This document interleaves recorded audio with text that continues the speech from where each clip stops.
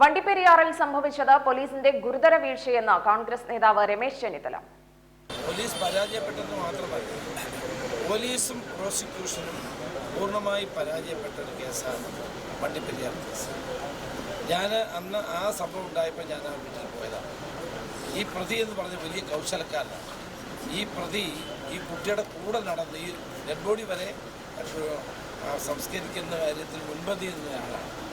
സമർത്ഥനായ അന്നത്തെ ഒരു പോലീസ് ഉദ്യോഗസ്ഥർ ഉണ്ടായിരുന്നതുകൊണ്ടാണ് ഇത് കണ്ടെത്താൻ കഴിഞ്ഞത്. അപ്പോൾ ഇപ്പോൾ ആ പെൺകുട്ടിയുടെ പിതാവിന് കുത്തി എന്ന് പറയുന്നത് പോലീസിൻ്റെ ഭാഗത്തെ ഗുരുതരമായ വീഴ്ച തന്നെയാണ്. പോലീസ് അവർക്ക് വേണ്ട സംരക്ഷണം കൊടുക്കേണ്ടതായിരുന്നു. അപ്പം ഈ കേസിൻ്റെ കാര്യത്തിൽ പരാജയപ്പെട്ടു, പ്രോസിക്യൂഷനും പരാജയപ്പെട്ടു. ഇപ്പം ആ പെൺകുട്ടിയുടെ അച്ഛനെ കുത്തിയ സംഭവത്തിന് പോലീസിൻ്റെ ഗുരുതരമായ അനാസ്ഥയും അലംഭാവവുമാണ് നമുക്ക് കാണുന്നത്. സംരക്ഷണം കൊടുക്കേണ്ടവർ തന്നെ ഈ ആക്രമികൾക്ക് വഴി തീർച്ചയായിട്ടും ആക്രമികൾക്ക് എല്ലാവിധ സഹായവും പോലീസാണ് ചെയ്തു കൊടുത്തത്. അല്ലായിരുന്നെങ്കിൽ ഈ സംഭവം ഉണ്ടാവില്ലല്ലോ. അപ്പം അത് വ്യക്തമായും ഈ പ്രതിയുടെ ഭാഗത്തുനിന്നുണ്ടായ അക്രമമാണ്. പ്രതി സർക്കാർ അനുകൂല പാർട്ടിയിൽപ്പെട്ട ആളായതുകൊണ്ടാണ് ഇതെല്ലാം നടക്കുന്നത്.